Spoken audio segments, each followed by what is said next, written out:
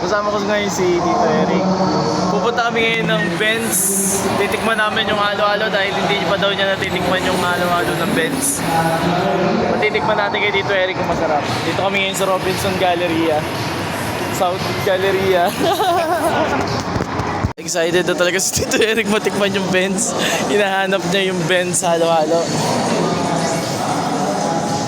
Ayun o, Eric. Talagang excited na po siya na makakain ng halo-halo ng Benz. First time niya makakain ng halo-halo ng Benz.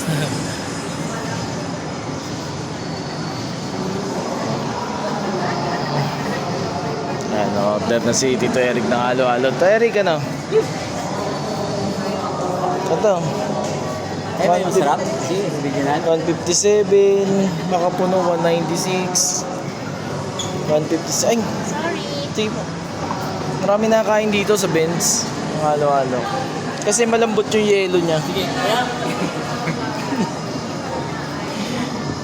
Si Tito Eric, lagi ako nililibre niyan ni Tito Eric kada sa sahod niya sa YouTube. Lagi ako nililibre niyan. Ikaw na sumisweldo ng $700. Oh, ba? First time. Ano to? Kaya first time po namin kakain dito. Dahil po talaga, nagpunta kami sa city yun. Mas lalo nakakauhaw ang halo-halo. Uwawa po kaya dumaretso na kami dito. Gusto niya matikman yung halo-halo ng Benz kasi lagi ko sinasabi sa kanya na masarap yung halo-halo ng Benz. Kilala ang Benz sa halo-halo talaga.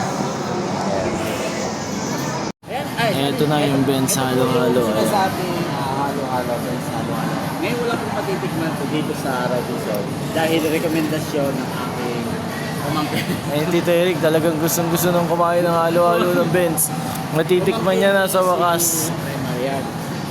Paano pa kayong maaalok? Hindi ko kayo maaalok. Tara, kain tayo. Medyo mainit na kasi ngayong panahon. Ayan, thank you for watching. Ayan. Sige. Nahin natin yung caramel. Ito ngayon titikman natin. Ano tawag dito? Review?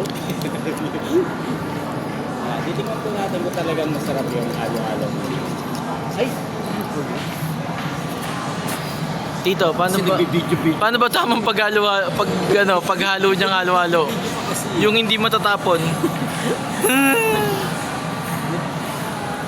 Ay, nahalo na ni Tito Eric yung halo-halo niya. Pag video, lalo pag wala nag-video tapos maghahalo ka. Ayan, tingnan nyo, natapon tuloy.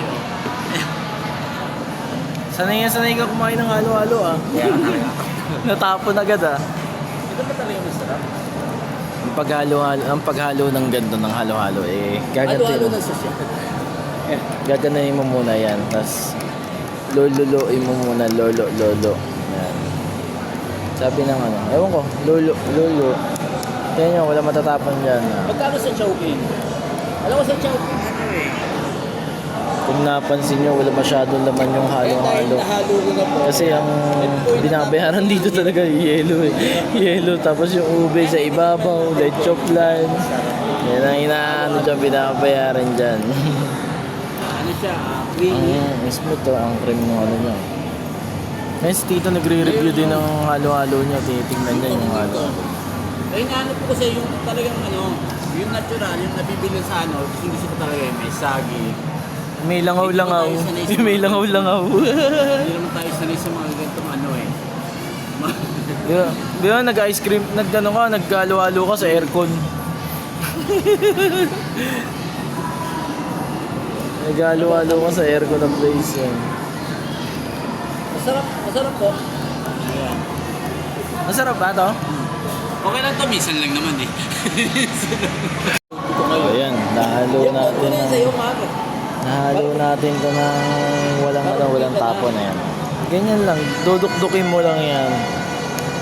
Ang sarap ng lasa na ito ng Benz halo-halo. Ang daming kumakain dito eh, no? Mga kumakain sila. Tito Eric na yun. Oh, kalahati na lang mo sa akin. Isang buo po. Ang lakas kumain oh. Mahina ako sa lamig eh. Mahina ako sa ganito. Oh. Masakit sa ulo. Yun, kakain muna ako. Kain kayo, guys. Peace out.